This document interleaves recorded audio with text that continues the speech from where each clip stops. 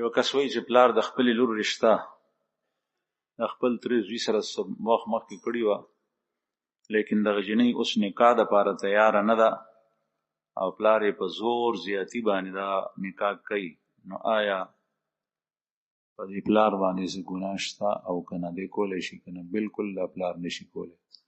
که چېرې دا جنۍ بالغه وي، ښځه شوې ده، بالغه شوې ده، نو دا پلار په دې باندې نشي کولی. دا الله رسول فرمایي چې کومه جنۍ وي باکره وي، یعنی مخکې نکاح نه ده شوي، د دې نه به تپوس کوي.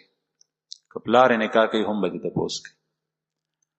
دا تپوس ته چې ورځي دا د دې دپاره ځي که جنۍ وي چې او وکړئ زما نکاح، یا خاموشي اختیار کسې ونه وي د شرم د وجې نه، نو نکاح یې کولی شي.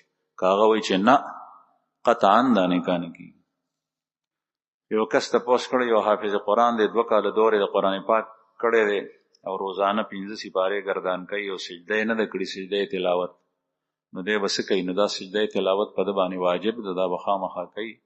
14 سجدې دي په یو ختم د قرآن کې.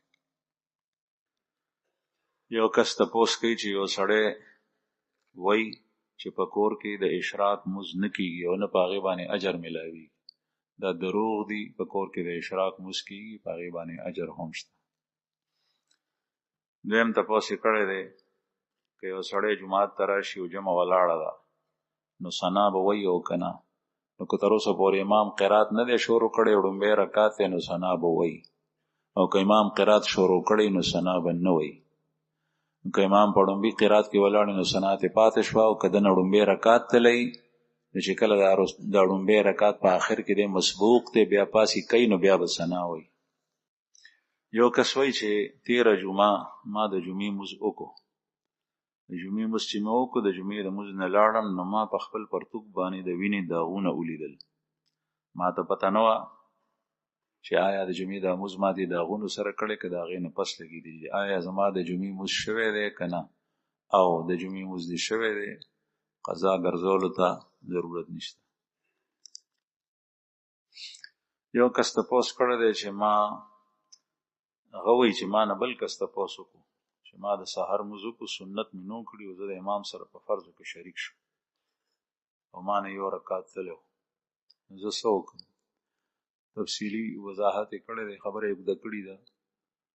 او چې کله تا نه یو رکعت لاړو او امام سره شریک شوې، سنت دې نو کړي، نو دغه وخت کې چې کوم دی نو سنت مه کو، لیکن چې کله نور راوخېږي نو بیا د سنتو په ځای باندې 2 رکعته وکړه. یو کس تپوس کړی دی چې یو سړی دی، هغه دویم واده وکړو، د دویمې ښځې نه یې یو زوی دی او د ړومبۍ ښځې نه د دې یو لور ده. د دې په خپله کې نکاح کېږي که نه؟ او نکاح کېدی شي ځکه چې دا رور خور نه دي. یو کس وایي چې 15 کاله وشول، زما په یو کس پورې حق دی، هغه وارې ټالې کوي او ما ته حق نه راکوي. زه په بدماشۍ باندې د هغه نه د خپل حق وصولولی شم او که نه؟ ته خپل حق وصولولی شي لیکن زیاتې به نه کوي، هغه ته به کنځل نه کوي، هغه به یارې نه، باقي خپل حق چې په کومه طریقه باندې ته وصولول غواړې هغه صرف وصولولی شي، د هغې نه علاوه. لیکن که زیاتې دې وکړو، مثلا وهل ټکولو باندې، کنځلو باندې، نو دغه وخت کې ته ظالم شو. ستا هم په هغه پورې یو حق دی او د هغه هم په تا پورې یو حق رالو. یو کس وایي چې زمونږ په طرف باندې د مړي د ایصال و ثواب دپاره ړومبۍ 3 ورځې د سحر د مونځ نه پس د قرآن پاک د ختم اعلان وشي او چې څومره مونځ کوونکي موجود وي نو هغوی په دې کې شریک کېږي. دا تر کومه پورې درسته ده؟ ایصال ثواب دا جایز دی، چا پسې قرآن پاک تلاوت کول او هغه ته بخل، لیکن خلک په دې باندې مجبورول د سحر د مونځ نه پس 3 ورځې د اهتمام او د مجبورول، دا ټیک نه دي، دا خلاف سنت کې. یو کس تپوس کړی دی چې ماشوم پیدا شي، هلک وي که جینۍ، د هغه په غوږ کې اذان دا هر مسلمان ورکولی شي او که نه؟ دا د جومات چې کوم پیش امام دی د هغه حق دی؟ نه، د پیش امام حق نه دی، دا هر مسلمان ورکولی شي. البته دا چې نیک کس په ذریعه باندې دا کار وشي، چې څنګه په جومات کې څوک اذان کولی شي داسې سړی لیکن دا حق داغه نه دی. لکه څنګه چې مړی وشي نو مړی ته غسل ورکول دا د امام فرض نه دی، دا د مړی د رشتہ دارانو ذمہ داری ده، دا غي فرض دی. پلار یې مړ شوی دی نو زوی ته پکار دی چې خپل پلار ته غسل ورکړي، نه د جماعت امام.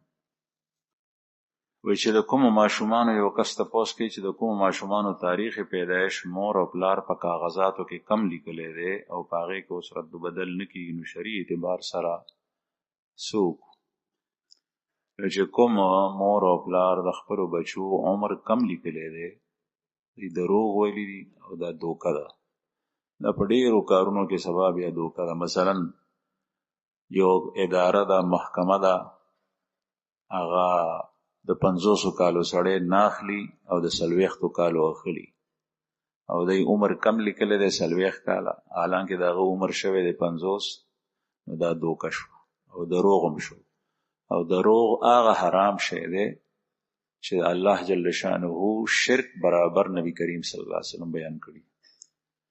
پیغمبر علیه السلام فرمایي الا اخبركم باكبر الكبائر قالوا بلى يا رسول الله قال الاشراك بالله وعقوق الوالدين وقول الزور. بخاری حدیث. ترمذی کې شهادت الزور ده او بخاری کې قول الزور ده.